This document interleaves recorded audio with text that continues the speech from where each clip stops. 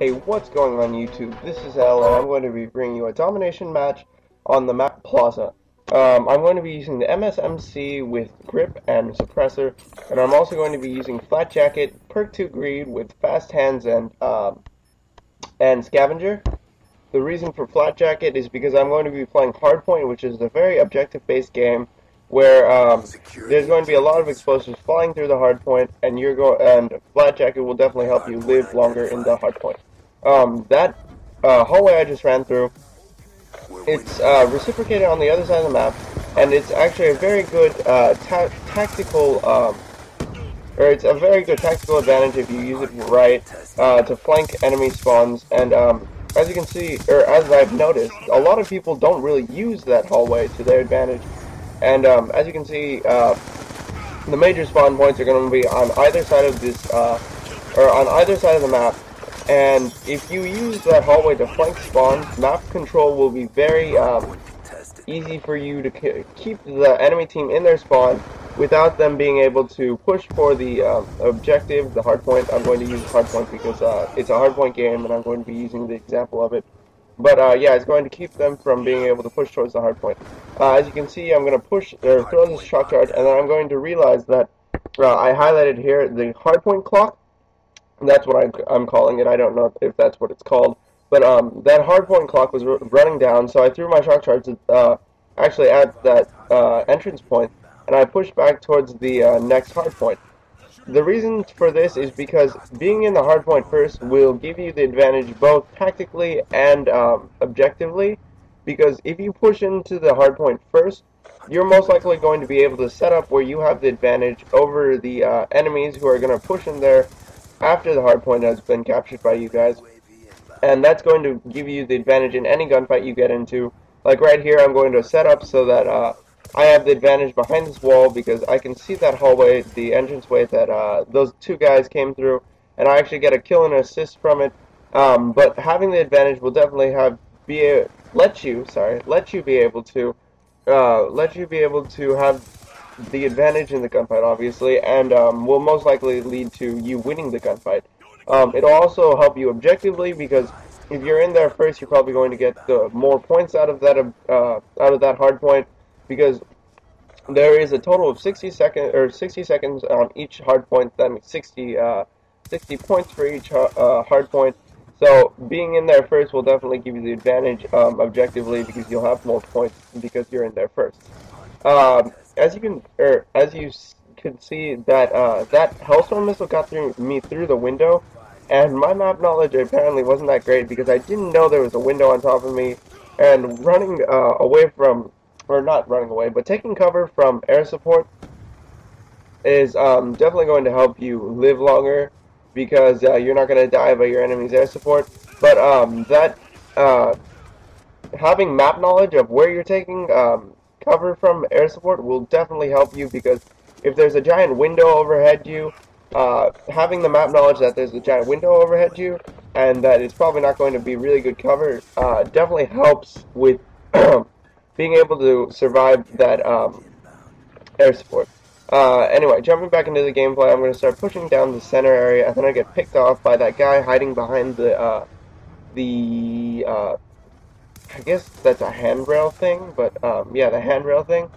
And then I push back towards this hard point. I throw a shock charge right there. I get this kill, and then look.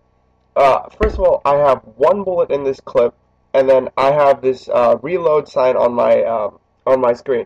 And now I'm going to run into this gunfight right here, and I'm going to win it. Luckily, because he didn't have that great of aim, and I was able to knife him before he killed me. But running into a gunfight with one bullet in your clip is not the smartest thing to do. So what I've derived from this situation is that if you are wise enough to keep up with what's on your screen, like especially like the hardpoint clock or the objective clock, whatever objective-based game you're playing. Sometimes there's objective clock, sometimes there's not. But the objective clock and your loadout. Amount of loadout, I guess. I don't know what to call it. Excuse me. But whatever it's called, the thing that shows your ammo and your equipment, paying attention to these these parts of your oh, and the score. Sorry, I forgot to highlight the score, but the score too. Keeping where was I?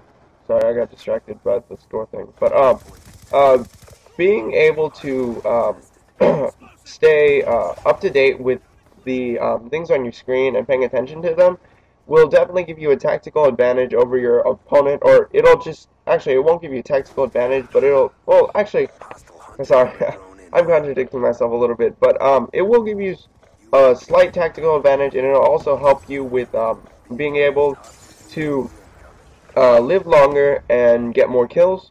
So, yeah, watching, and what is it? Watching your screen and knowing what's happening on your screen, like score, your loadout numbers, statistics, whatever you want to call it, and the objective clock will definitely help or give you an advantage in playing Call of Duty.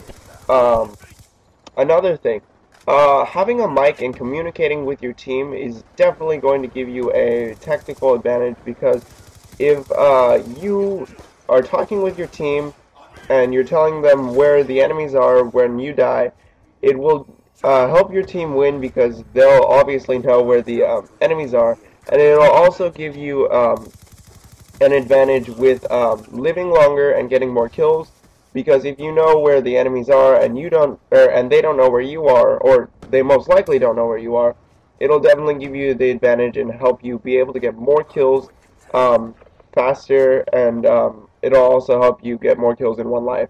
Because if you have the advantage in a gunfight, as I've said before, it'll lead you. Sorry, I can't talk today. Lead you to being able to get more kills without dying as much. And playing tactically, like using cover and stuff, will also help with that.